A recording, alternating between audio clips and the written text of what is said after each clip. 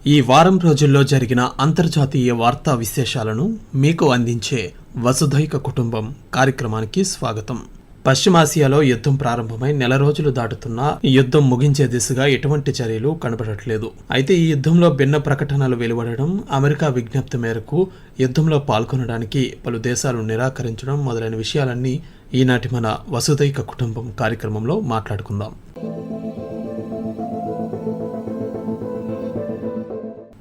ఇరాన్తో త్వరలోనే శాంతి ఒప్పందం కుదరబోతోందని అమెరికా అధ్యక్షుడు డొనాల్డ్ ట్రంప్ ఓవైపు ప్రకటిస్తూనే ఇరాన్కు అత్యంత కీలకమైన కర్గ్ ద్వీపాన్ని స్వాధీనం చేసుకుంటామని చెబుతున్నారు. కర్గ్ ద్వీపాన్ని, అక్కడ చమురు నిల్వలను స్వాధీనం చేసుకునే అవకాశం ఉందని ట్రంప్ ఇటీవల సంకేతాలిచ్చారు. ఇరాన్ చమురు ఎగుమతుల్లో 90% వాటా కలిగిన కర్గ్ ద్వీపాన్ని తమ నియంత్రణలోకి తీసుకోవచ్చని, కర్గ్ దీవులో ఇరాన్ రక్షణ బలహీనంగా ఉందని పేర్కొంటూ దానిని సులభంగా స్వాధీనం చేసుకోవచ్చన్నారు. ఈ దిశగా ఇప్పటికే తమ పెంటగాన్ 10,000 మంది సైనికులను సిద్ధం చేసిందని, సుమారు 3,500 మంది సైనికులు ఇప్పటికే పశ్చిమాసియా చేరుకున్నారని ట్రంప్ వెల్లడించారు. అలాగే మరికొద్ది రోజుల్లోనే యుద్ధం ముగిస్తామని, అయితే హార్మోజ్ జలసంధిని తెరిచే వరకు యుద్ధాన్ని ఆపేది లేదని ఆయన స్పష్టం చేశారు.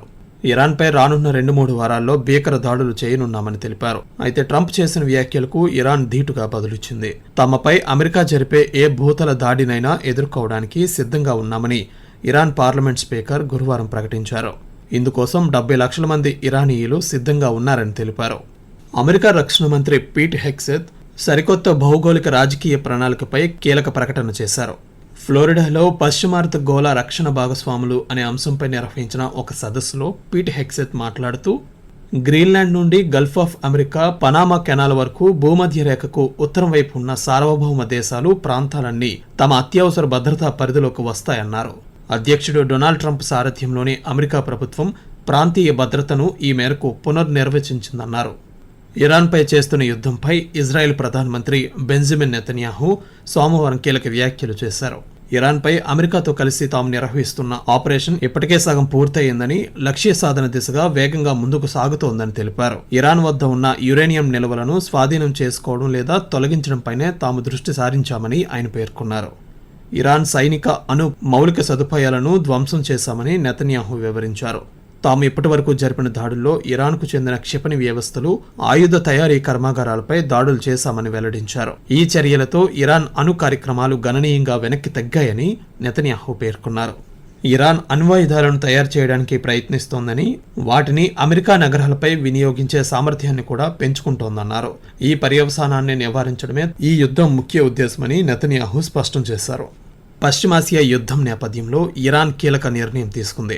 ప్రపంచంలోనే అత్యంత ప్రధానమైన సముద్ర మార్గాల్లో ఒకటైన హార్మోజ్ జలసంధి గుండా ప్రయాణించే నౌకలపై టోలు వసూలు చేసేందుకు ఇరాన్ పార్లమెంట్ అనుమతినిచ్చింది. టోలు వసూలు చేసేందుకు ఉద్దేశించిన హార్మోజ్ నిర్వహణ ప్రణాళికకు పార్లమెంటరీ భద్రతా కమిటీ ఆమోదం తెలిపింది. ఈ కొత్త చట్టం ప్రకారం ఆ మార్గం గుండా ప్రయాణించే నౌకలు ఇకపై ఇరాన్ కరెన్సీ అయిన రియాల్ రూపంలో టోల్ చెల్లించాల్సి ఉంటుంది. ఈ ప్రణాళికలో భాగంగా ఆర్థికపరమైన అంశాలే కాకుండా జలసంధి భద్రత, పర్యావరణ పరిరక్షణ, నౌకల భద్రత బాధ్యతలను ఇరాన్ తన పరిధిలోకి తీసుకుంది. అమెరికా, ఇజ్రాయెల్ నౌకలు ఈ జలసంధి గుండా ప్రయాణించడాన్ని ఇరాన్ పార్లమెంట్ పూర్తిగా నిషేధించింది. అలాగే ఇరాన్పై ఏకపక్షంగా ఆంక్షలు విధించే దేశాల నౌకలకు కూడా అనుమతి నిరాకరించాలని నిర్ణయించింది. ప్రపంచ ముడి చమురు సరఫరాలో 5వ వంతు జరిగే ఈ మార్గం అంతర్జాతీయ జలాల పరిధిలోకి వస్తుందని అమెరికా సహా పలు దేశాలు చెబుతున్నాయి. అక్కడ టోల్ వసూలు చేయడానికి ఇరాన్కు చట్టబద్ధత లేదని పేర్కొంటున్నాయి. ఇరాన్పై తాము చేస్తున్న యుద్ధంలో చేరాలని నాటో దేశాలను అమెరికా అధ్యక్షుడు డొనాల్డ్ ట్రంప్ ఇప్పటికే పదే కోరగా ఆయా దేశాలు యుద్ధంలో పాల్గొనేందుకు నిరాకరించాయి.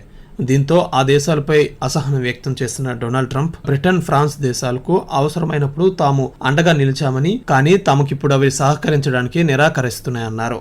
అమెరికా యుద్ధ విమానాలకు ఫ్రాన్స్ అనుమతి ఇవ్వకపోవడంపై డొనాల్డ్ ట్రంప్ తీవ్ర ఆగ్రహం వ్యక్తం చేశారు. అమెరికా యుద్ధ విమానాలు వెళ్లకుండా ఫ్రాన్స్ గగనతలం మూసివేసినట్లు వివరించారు.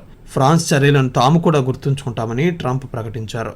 ఇక ట్రంప్ హెచ్చరికలకు బ్రిటన్ ప్రధానమంత్రి కీ స్టామర్ స్పందించారు. పశ్చిమాసియాలో కొనసాగుతున్న యుద్ధం తమది కాదని, తాము ఆ ఘర్షణలోకి దిగబోమని ఆయన స్పష్టం చేశారు. హార్మోజ్ జలసంధిని తెరిచేందుకు ప్రపంచ స్థాయి సదస్సుకు తాము ఆతిథ్యం ఇచ్చేందుకు సిద్ధంగా ఉన్నామని వెల్లడించారు.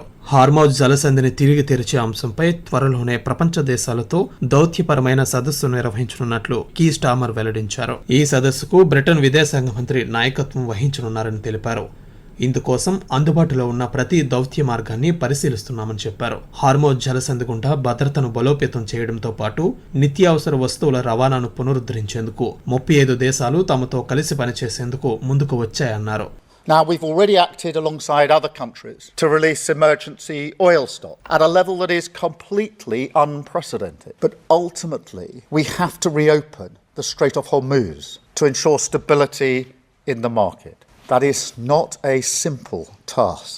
So we're working with all of our allies, including our European partners, to bring together a viable collective plan that can restore freedom of navigation in the region as quickly as possible and ease the economic impact.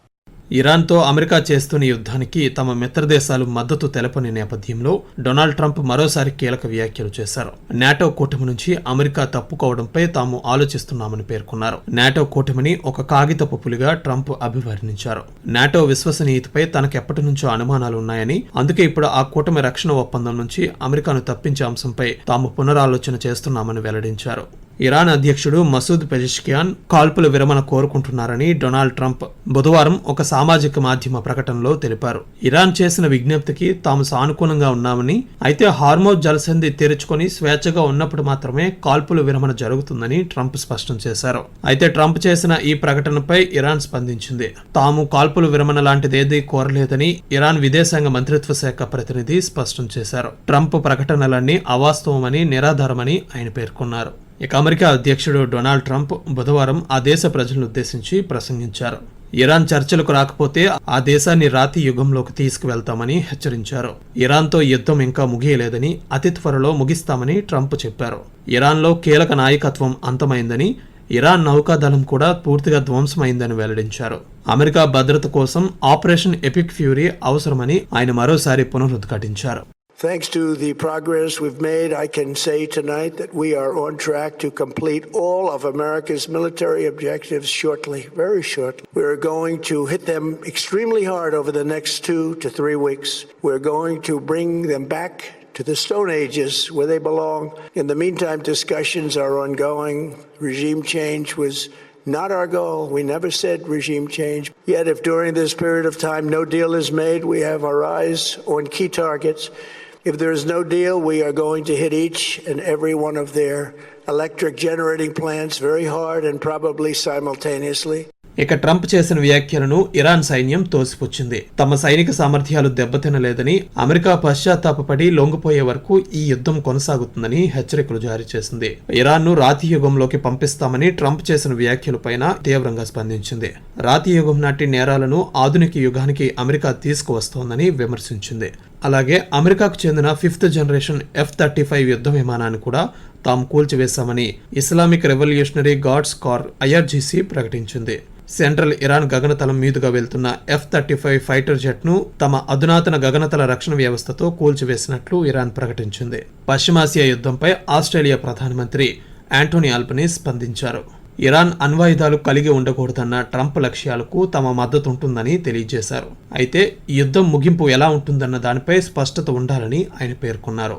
ఇరాన్లో సాధించాల్సింది ఇంకా ఏముందంటూ ఆయన ప్రశ్నించారు. Iran దాని పొరుగు దేశాలకు హాని కలగకుండా ఉండేందుకు ఆ దేశ సైనిక సామర్థ్యాలను తగ్గించాలనే అమెరికా ప్రాథమిక లక్ష్యాలకు తమ మద్దతు ఉంటుందని యాంటోనీ ఆల్బనీస్ స్పష్టం చేశారు. అదే సమయంలో యుద్ధ తీవ్రత గురించి కూడా ఆయన ఆందోళన వ్యక్తం చేశారు. యుద్ధం ఇలాగే కొనసాగితే అది ప్రపంచ ఆర్థిక వ్యవస్థపై తీవ్ర ప్రభావాన్ని చూపుతుందని ఆయన హెచ్చరించారు. I want to see more certainty in what the objectives of the war are, and I want to see a de-escalation. So a de-escalation is in the global economy's interests. I have nothing but contempt for the Iranian regime. At the beginning of the conflict, the objectives were outlined as one, stopping Iran getting a nuclear weapon. Secondly, degrading the opportunity that Iran has for engaging in military action, either overt or through its proxies. Clearly, there has been substantial degrading of Iran's position. So I think that clearly, whether that is going to occur or not, is something that I think needs to be outlined. పశ్చిమాసియాలో కొనసాగుతున్న ఘర్షణలు రోజురోజుకి తీవ్ర రూపం దాల్చుతుండటంతో ఐక్యరాజ్యసమితి ప్రధాన కార్యదర్శి Antonio Guterres తీవ్ర ఆందోళన వ్యక్తం చేశారు. పశ్చిమాసియా యుద్ధం విధ్వంసం చక్రంలా మారుతోందని పేర్కొన్నారు. వెంటనే యుద్ధాన్ని నిలిపివేయాలని అన్ని పక్షాలకు విజ్ఞప్తి చేశారు. ప్రస్తుతం కొనసాగుతున్న ఘర్షణల కారణంగా మానవీయ నష్టం విపరీతంగా పెరుగుతోందని, రోజు నిరపరాధ ప్రజలపై దాడులు పెరిగిపోతున్నాయని, పౌర మౌలిక వసతులు ధ్వంసం అవుతున్నాయని ఆయన ఆవేదన వ్యక్తం చేశారు. ఇదే పరిస్థితి కొనసాగితే మొత్తం పశ్చిమాసియా యుద్ధంలో మునిగిపోతుందని, దాని ప్రభావం ప్రపంచవ్యాప్తంగా తీవ్రంగా ఉంటుందన్నారు.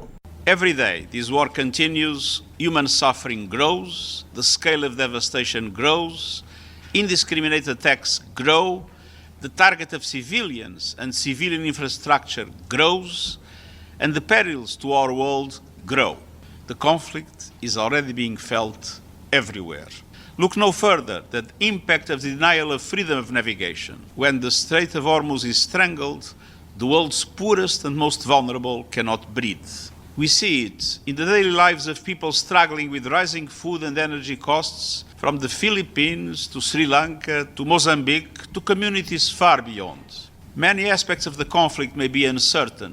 If the drums of war keep beating, escalation will only make all of these worse. పశ్చిమాసియా ఉద్రిక్తతల నేపథ్యంలో భారతదేశానికి ముడి చమురు, గ్యాస్ సరఫరాను పెంచుతామని రష్యా ప్రకటించింది.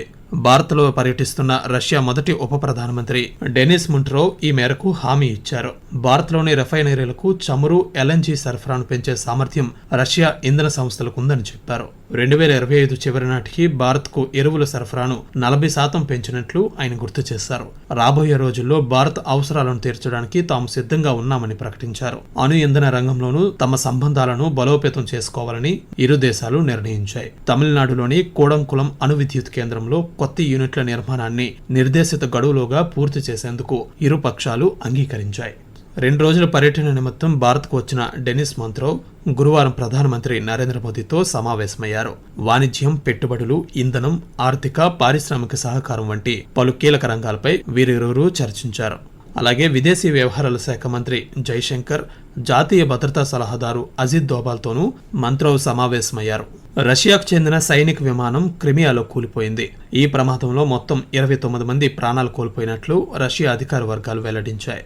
మృతుల్లో 6 సిబ్బంది, 23 మంది ప్రయాణికులు ఉన్నారని వెల్లడించింది. ఈ ఘటన బుధవారం తెల్లవారుజామున సంభవించిందని రష్యా రక్షణ మంత్రిత్వ శాఖ తెలిపింది. AN-26 రవాణా విమానం క్రిమియా ద్వీపకల్పంపై ప్రయాణం నిర్వహిస్తుండగా మంగళవారం సాయంత్రం సుమారు 6 గంటలకు ఈ విమానం మిలిటరీతో సంబంధాలు కోల్పోయిందని, అనంతరం విమానం కూలిపోయినట్లు అధికారులు నిర్ధారించారు. చంద్రుడిపైకి మానవుడు వెళ్లే అత్యంత ప్రతిష్టాత్మకమైన ఆర్టెమిస్ 2 ప్రయోగాన్ని అంతరిక్ష పరిశోధన సంస్థ నాసా విజయవంతంగా చేపట్టింది.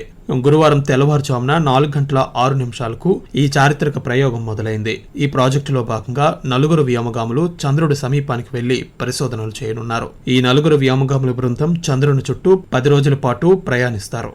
ఈ 10 రోజుల యాత్రలో వ్యోమగాములు కీలక పరిశోధనలు చేయనున్నారు. ఆర్టెమిస్ 2 ప్రయోగం చంద్రునిపై శాశ్వత మానవ ఉనికిని ఏర్పాటు చేసే అత్యంత కీలకమైన 2వ దశ.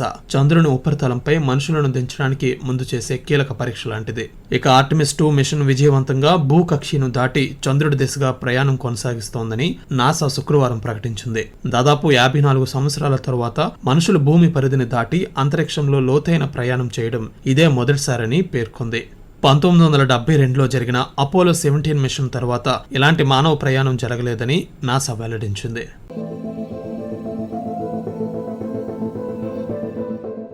ఇప్పటి వరకు ఈ వారం రోజుల్లో జరిగిన అంతర్జాతీయ వార్తా విశేషాలను మీకు అందించే వసుధైక కుటుంబం కార్యక్రమాన్ని విన్నారు. వ్యాఖ్యానం డివి సత్యనారాయణ. సమర్పణ ప్రాంతీయ వార్తా విభాగం, ఆకాశవాణి విశాఖపట్నం కేంద్రం. వెలువడింది ఆకాశవాణి విజయవాడ కేంద్రం నుండి.